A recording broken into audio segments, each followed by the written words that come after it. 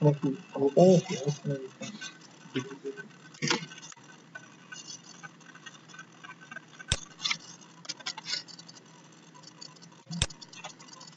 Thank you.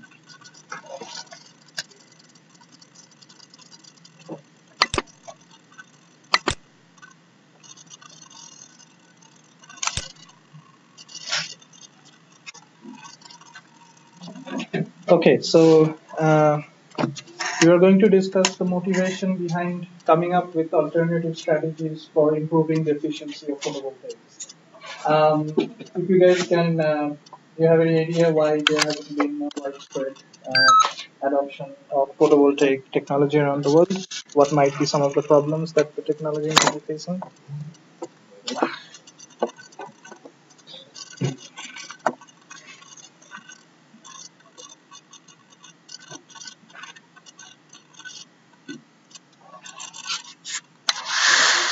Okay, hopefully we are good this time.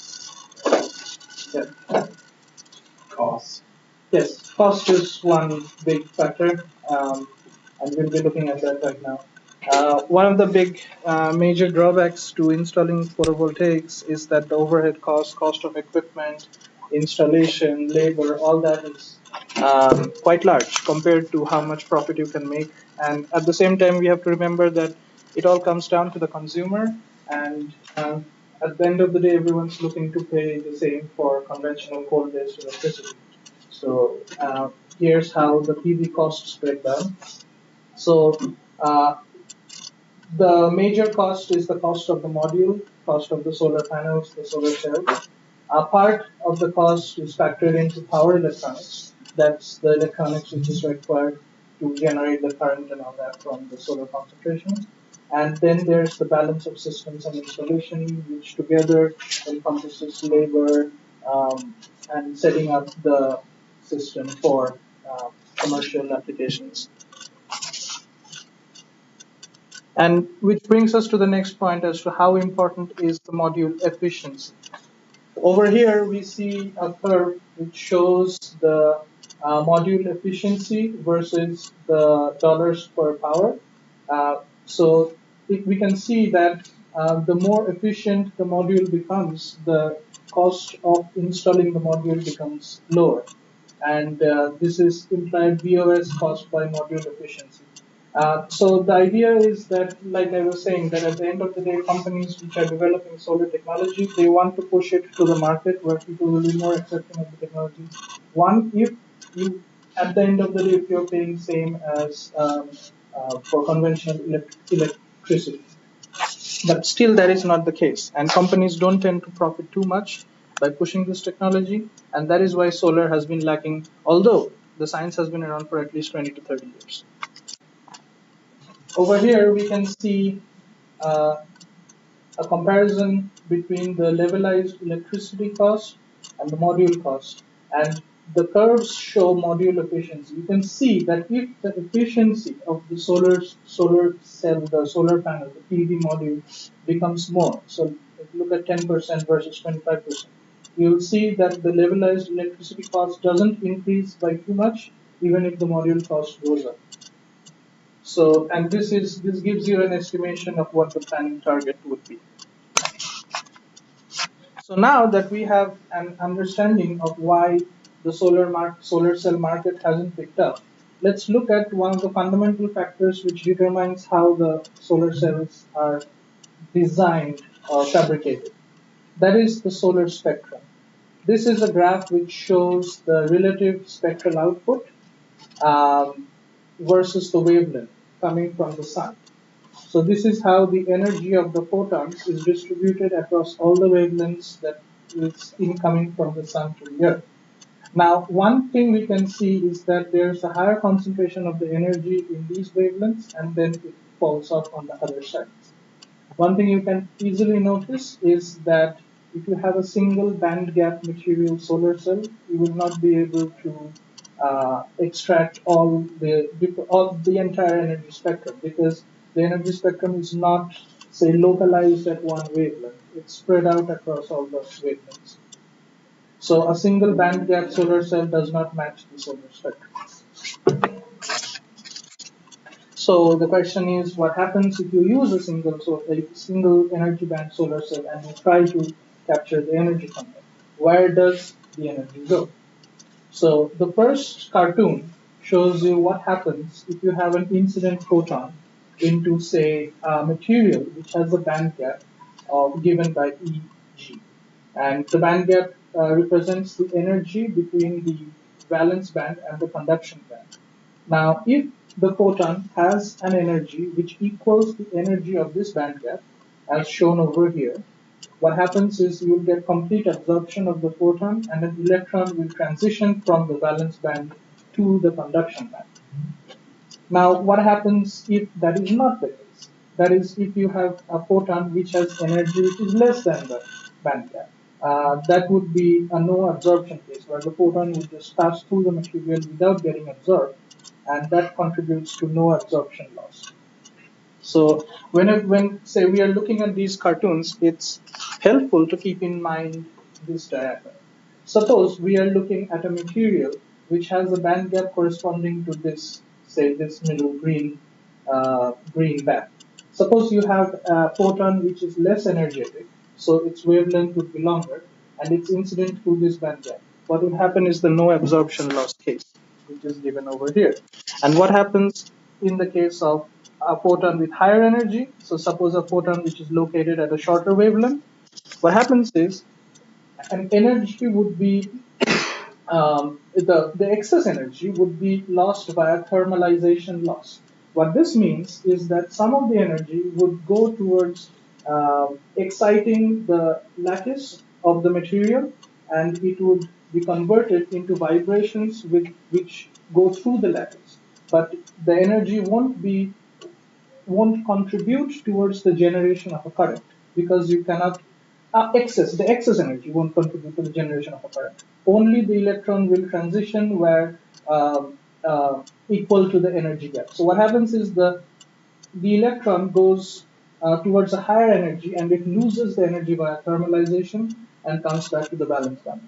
So the point to take home is that you cannot utilize the excess energy, even though it was there in the photon, you cannot utilize it to generate current. And when radiative recombination occurs, this is a case which shows that when the electron relaxes, it gives out a photon which has energy equal to the band gap. So this shows us where does all the excess energy go.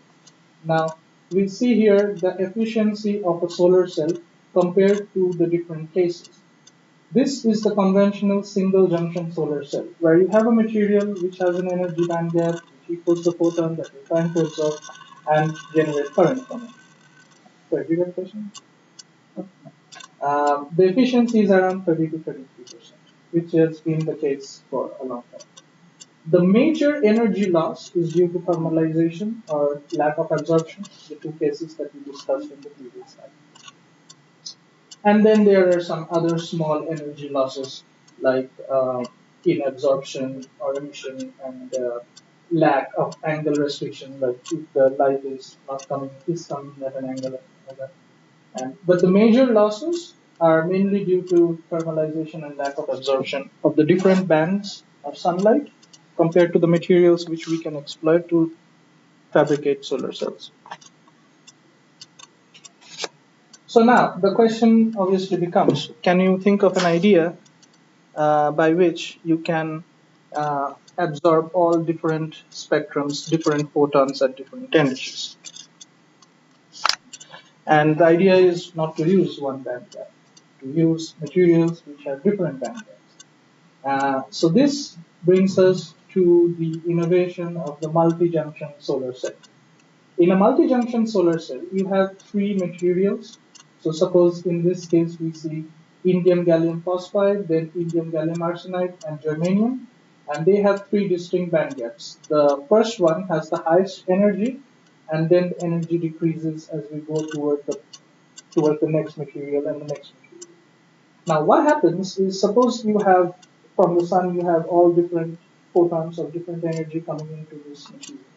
What will happen is the top cell will first absorb all the photons which are at a higher band gap, because that has energy equal, which that has the highest bandgap energy. Now remember that the photons with lower energy will not be absorbed. So they will pass through and go to the next layer. And that will absorb again of those photons, some which correspond to the band gap of that layer. And again, it will not absorb the lower energy photons, which will then be absorbed by the lowest band gap material. So this kind of acts like a filter. You can think like the higher energy photons are absorbed while the lower energy ones get passed on, and then subsequently absorbed by the next layers. So over here we can see that if we have this kind of a material, you can absorb at different range of the solar spectrum. So this is definitely an improvement. So let's see. So here it shows the top cell absorbs. Here is the middle cell, and here is the bottom cell.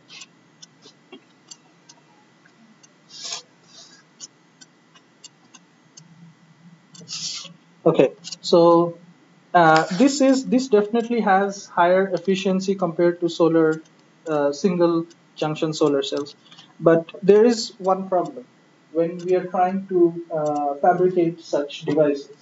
The problem comes from the fact that you have to deposit these materials on top of each other, and one of the more common defects that occur is when the lattice are mismatched.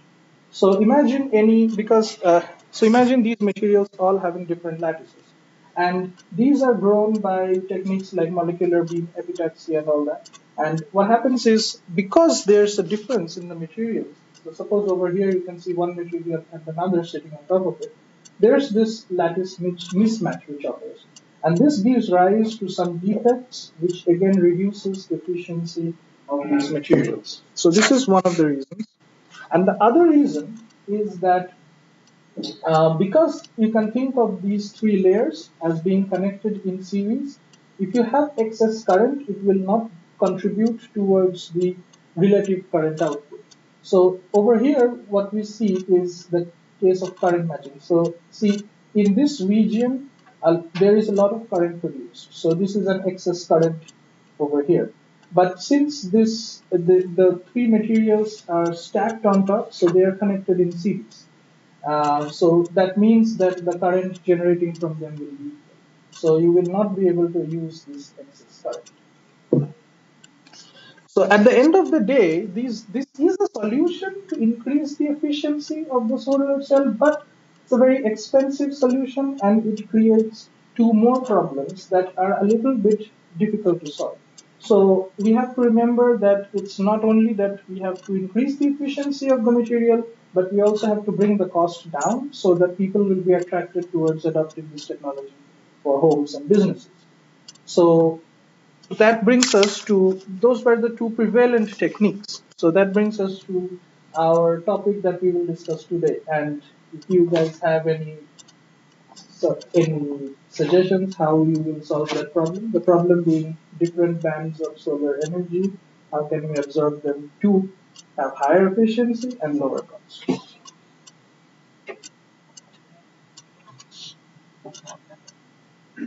With white light. That's a very good solution, and that's what we will be discussing today: spectrum splitting. So the solution that Dr. Menon's lab has come up with is splitting the incident sunlight into different bands of different energy. Now, this is, you have heard about these prisms being able to do this, right? Diffraction gratings can do this. So over here, let me first describe what the device is supposed to look like. You have incident sunlight coming in, all the bands, and suppose you have two types of solar cells with two energy gaps. One is for one, the energy gap corresponds to photons in the UV to blue that region, suppose, and for one in the red to infrared that region. So you place these two cells close together, and the idea is to split up the white light and put the white light, half of that in the blue that region here, and in the red infrared region here. Now looking at this diagram, and If we now go to the conventional ways of splitting the spectrum of the sunlight, the prism, where white light comes in and breaks up into all the colors of the rainbow, and diffraction gratings, where you can achieve the same thing using a grating-like structure. So also the grating will split it up into two parts. Can you tell me why this solution, if I use, say, a prism or a diffraction grating, is not the same as using something like this? Do they look different? And if how, what is the difference? And why would, if I take this and place a solar cell, let's say somewhere over here, say one cell here, one cell, why would it be here? Just by looking at it, how does it look different from the other diagram? Say this one. Look out. Very good. So in the prism, these two, as we discussed before, that these two function via two different optical phenomena. The prism works via refraction, and the diffraction grating works by diffraction of light. In either case, if you have, look at the beam which is going in and look at the beam which is going out, it's always spreading outward, which means that there's low efficiency. A diffraction grating has very low efficiency.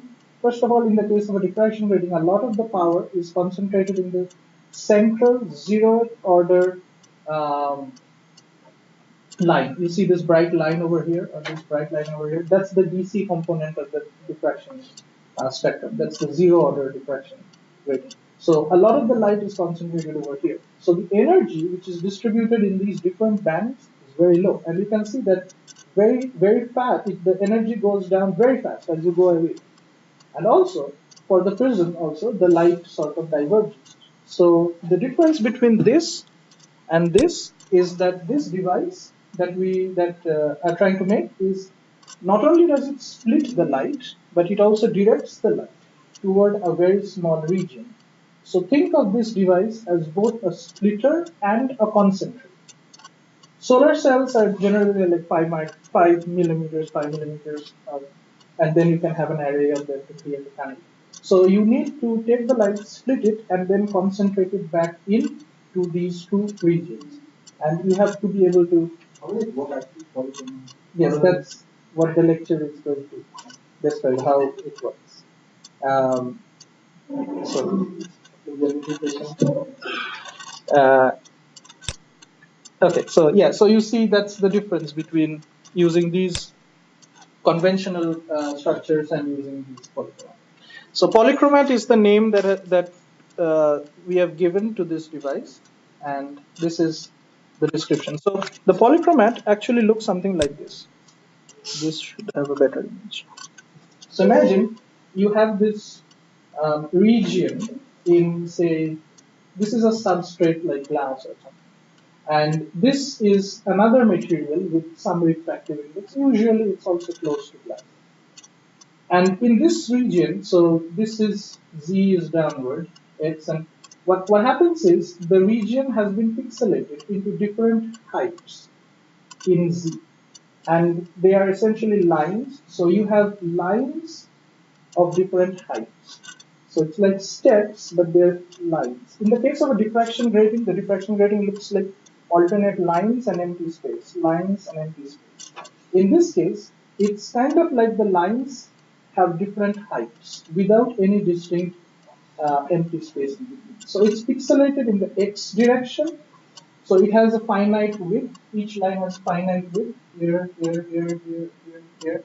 That's why it's called pixelated in the x direction. The x direction has been discretized into small points, small sections, and it's uniform in y, which is why it's a straight line. It's uniform in y.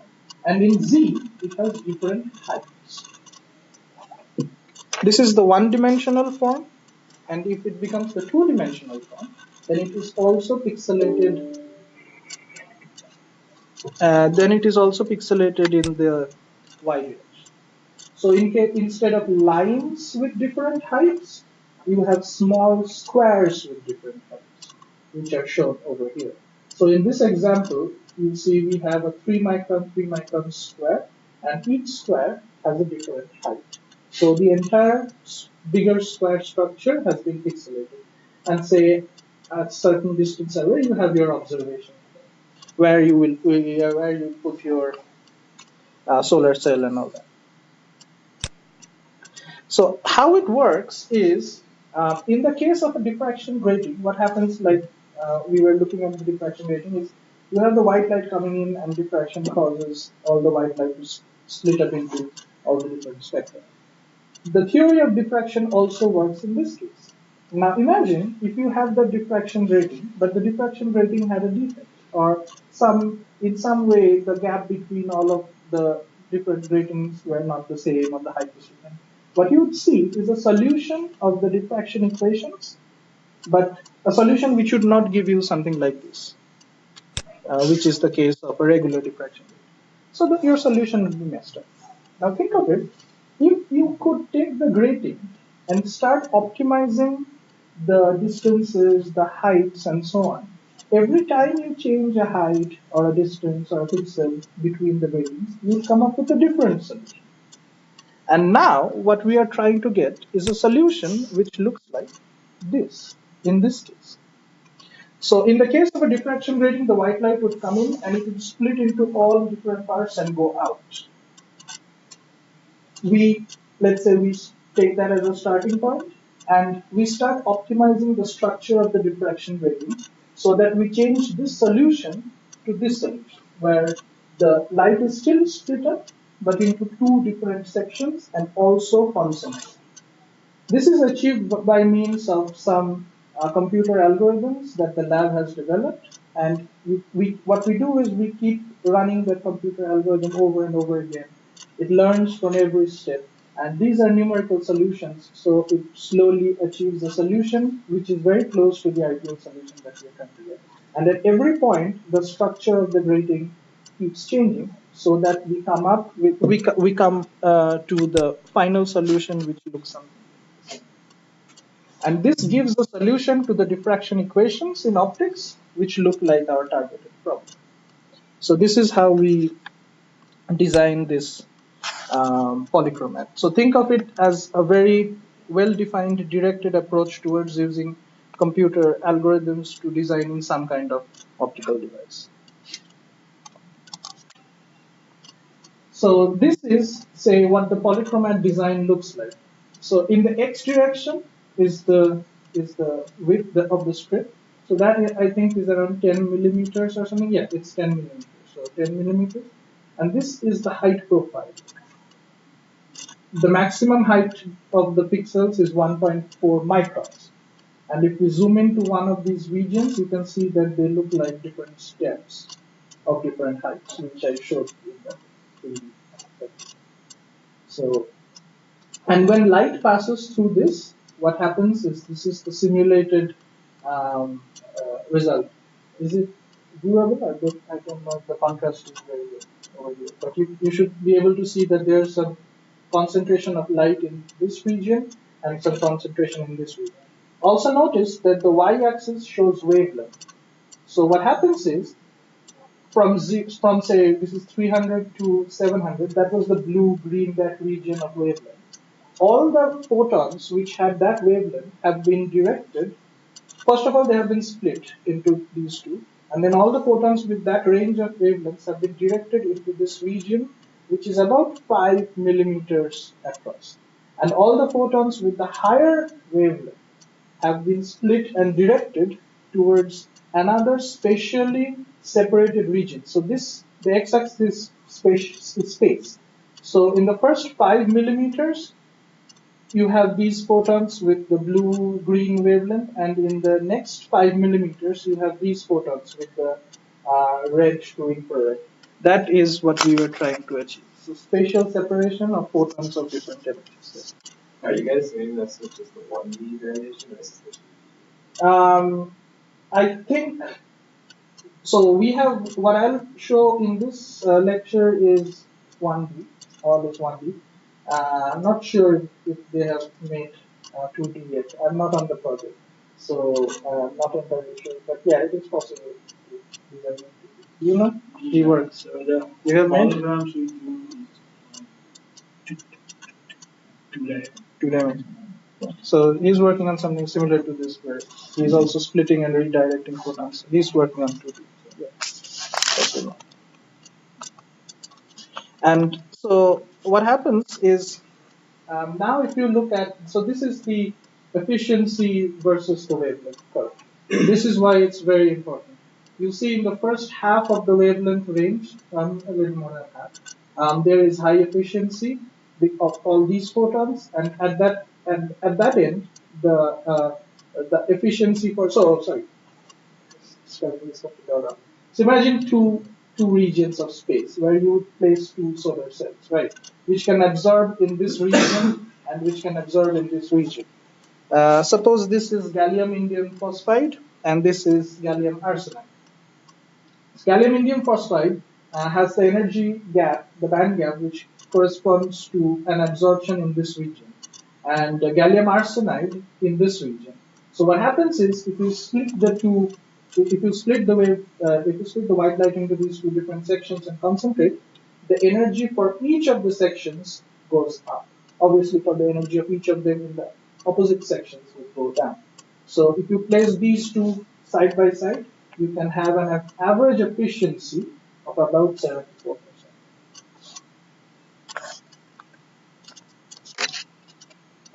Yeah. So this is um, an image of a fabricated polychromat. This is a microscope image which was taken using bright field imaging. This is with dark field imaging, and this is with the profilometer, which shows you the different heights of the line. You can see there are different heights. It's a section of the polychromat. This is an optical profilometer line scan, which again shows you that there's, in this case, there's four height levels have been measured and confirmed.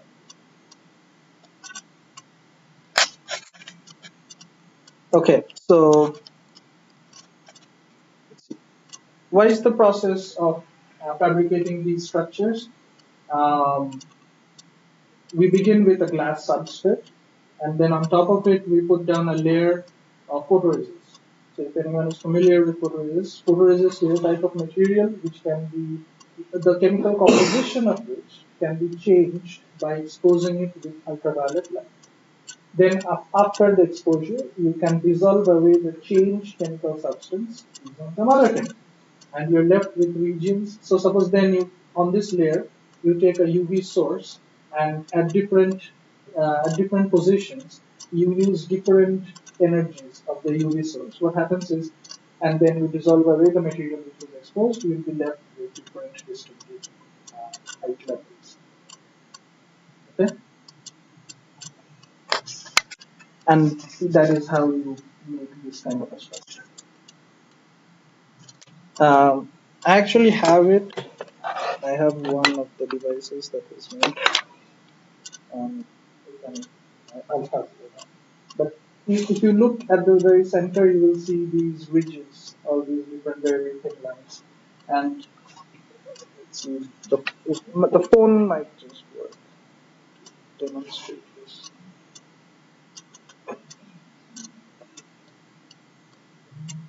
You can see this is very crude, but only gives you an example. You can see that also the distance matters. So I don't know exactly at what distance this is supposed to work best, but I think that's pretty good. So you can see the different bands. The white light from the phone is being split up into the different bands after it passes through the structure. And then if you place different solar cells with different band gaps at those locations, you can efficiently absorb all the photons. Like you guys want to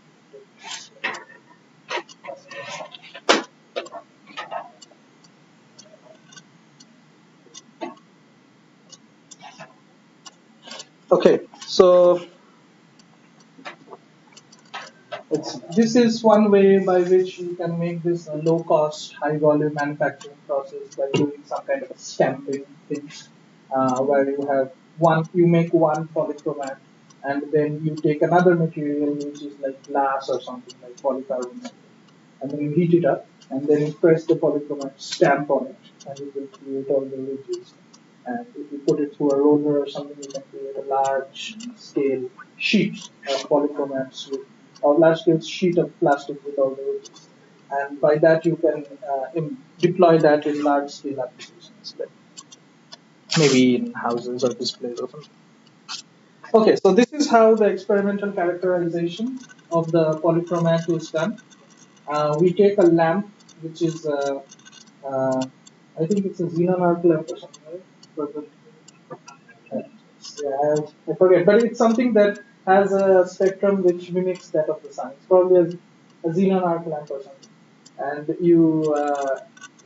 so the light from the lamp is guided through these by these mirrors and collimated, expanded, and then over here you have the polychromat with the solar cell, which looks like this. So this is what I was trying to display over here. And this is the polychromat mounted on a holder and illuminated by the white light from the lamp. And if you place a piece of paper over here, you can see the different bands. And they are all 10 millimeters. This distance is 10 millimeters. And you can see the visible and the IR bands.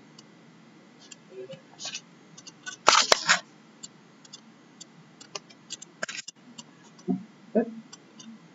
So this is a bit sophisticated setup. So what they do is they place the polychromat over here in the holder, and where the paper was, they place a spectrometer. The spectrometer gives you a measure of the energy versus wavelength, and you have a scanning stage to make sure the image distance is correct and all that. Because diffraction, when you're solving the equations for diffraction, it depends on the distance away from the material which is causing the diffraction to the observation plane. So if the distance is not correct, you will not get your correct patch, which was happening when I was trying to display, because I don't know what distance it's supposed to work at. I don't know why the slides are repeated. So, okay, so the optical performance simulated versus measured. So this I already discussed, how the white light is separated into two spatially different locations corresponding to different ranges of the wavelengths. And you can see that the measurement works kind of well with the simulated performance. There's some discrepancy in the absolute values. That loss is attributed to the fabrication technique because the fabrication is not perfect. So over here you can see the efficiency curve simulated compared to the measured values. So when the simulations were run, it can be seen that the efficiency was predicted to be say around 80% or so. And over here, the efficiency has gone down. The average efficiency in the case of the simulations was around 74%. And over here, it has gone down to 69%, and there's some noise in the data. So this can be attributed to different fabrication errors. So if you go back and see, so in this image, you can see quite easily that the side walls or the edges of these pixels is not very well defined. You can see that there's like with some noise and along the edges and so on. And also the height of these, there might be some height difference when fabricated because all of this is like the dimensions are quite small, they're in micron, so it has to have some good control of the process. And maybe when they were making this, there was some fabrication errors. But overall, the idea is well defined. So you can see simulation versus measurement matches in a sense. Okay, so now we look at the electrical properties, integrating the electrical properties into the polychromat design. So first, when we were looking at this problem, what we were trying to do is just spatially separate the photons according to their energies and then concentrate them. But after that, we have to take into account the materials out of which the solar cells are made and the electrical characteristics of those solar cells. This represents the external quantum efficiency of the solar cell material versus the wavelength. You can see for the gallium indium phosphide, there is a sharp drop in the quantum efficiency because the material cannot absorb lower energy photons. And then for the gallium arsenide, over in this region, it can absorb these photons. But remember, for the gallium arsenide, even though it can absorb also these photons, there will be thermalization loss. So you would not be able to generate any current. So that's why if you place them side by side and then put different energy photons on them, you should get higher efficiency, current efficiency. And that is what shown here. No, so this shows the reference measurements first. So for the indium phosphate and the gallium arsenide, you see this is the current density versus voltage curves. And this is a height profile of a polychromatic design which was optimized by taking also the electrical characteristics of the photovoltaics into the equations, into the algorithm. This shows the new design after putting in the electrical characteristics as well. It looks kind of similar to what we had previously, but maybe some details are different. But you can still see position versus, so spatial separation versus wavelength. Okay. This shows the wavelength versus efficiency in this case for the photovoltaics. So remember in the previous graph what we were looking at was wavelength versus position. And in this case we are looking at wavelength versus the quantum efficiency of the solar cells. So in the case of cell 1, suppose that was gallium indium phosphate, you have a very high efficiency, about 90% quantum efficiency from doing the spectrum splitting. And for the case of gallium arsenide, also you have 90%. And so that's across the entire wavelength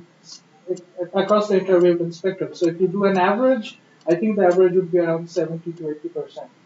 And that should definitely be an improvement over conventional current, which is generated from conventional techniques using these two materials. And this is shown over here, simulated electrical characteristics. So you see the voltage versus the current density curve.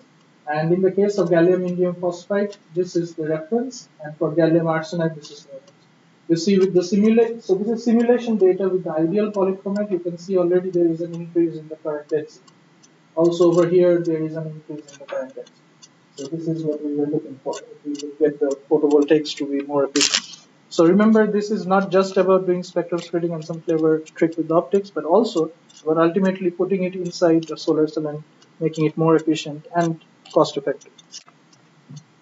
This is simulated power versus voltage curves. So simply take the values from the previous slide, voltage times current, and you get power density versus voltage. And with comparison to the reference, the simulation from the ideal polychromat shows that the power density has already gone up by quite some values, and over here as well, not too much, but some. So the total output power has been predicted to increase over the entire spectrum by 28%. So not bad. We had previously 33% as efficiency of the solar cell, which is in the market. Now it has at least increased to say 50% or 60%. And it can also keep on increasing. And I'll show you what those strategies can be.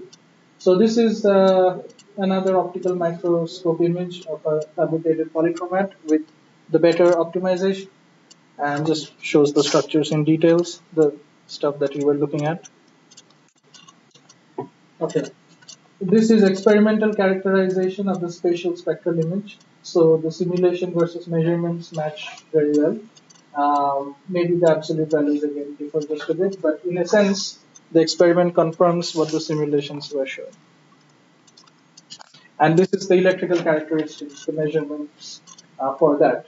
So simulated versus measured. You can see that the trend of the simulated graph matches very well with the trend of the measured graph. And that each of the solar cells have an increase in the, have directed increase in their quantum efficiency. So across the entire spectrum, the performance should be better. This is how the experiment is set up using the solar cells. You take the polychromat, pass the white light, and it's separated into different bands where you place different solar cells. So the aluminum phosphide and gallium arsenide is separated, and the polychromat is supposed to separate and concentrate the white light into these features. And you can see there's wire connectors connecting to the solar cell to measure the current and all that. Okay, so now we come to the measured electrical performance under spectrum splitting. We see that yes, indeed, there has been an improvement in the current density and over here as well.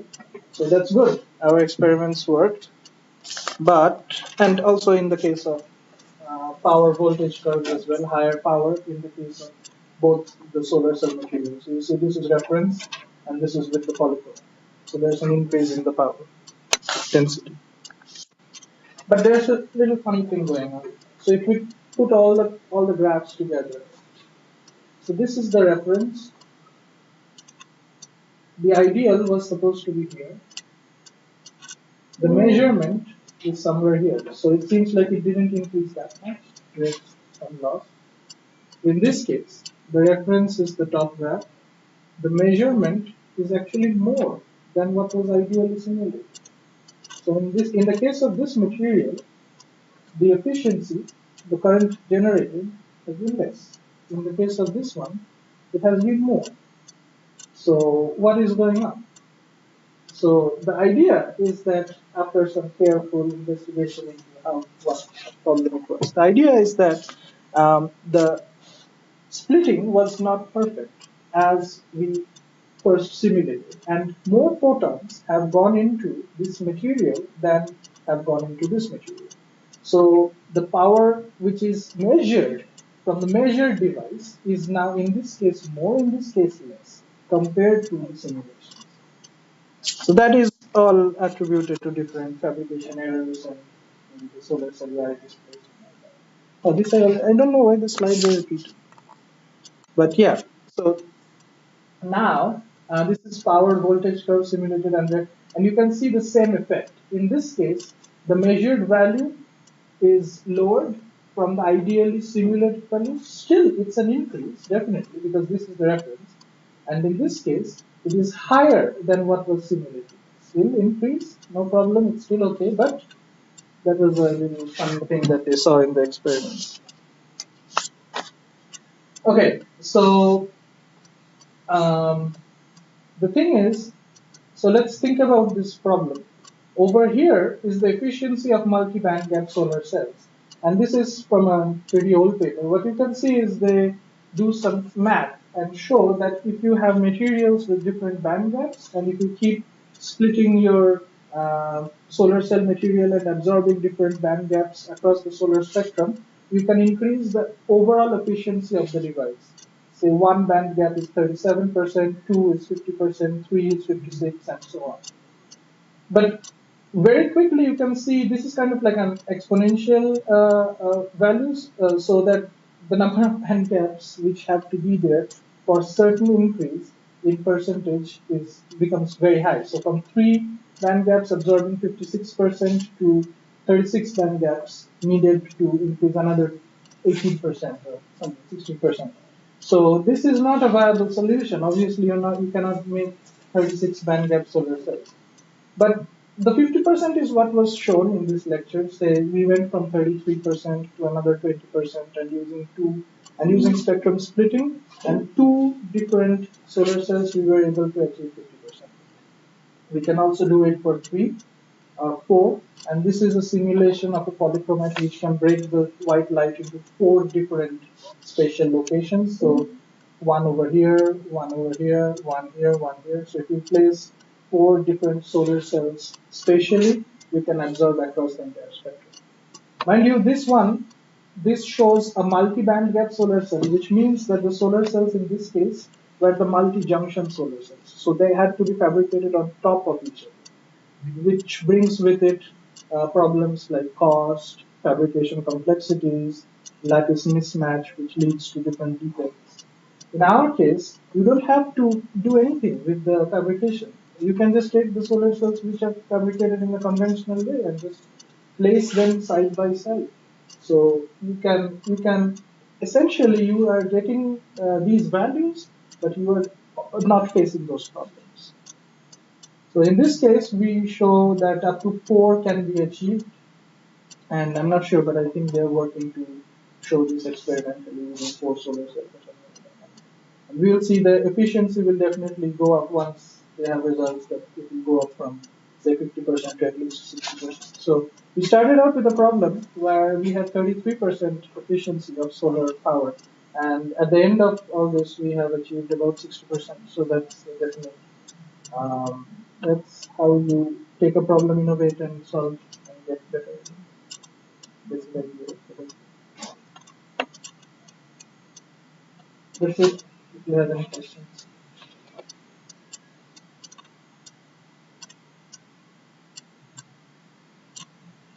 that's yeah.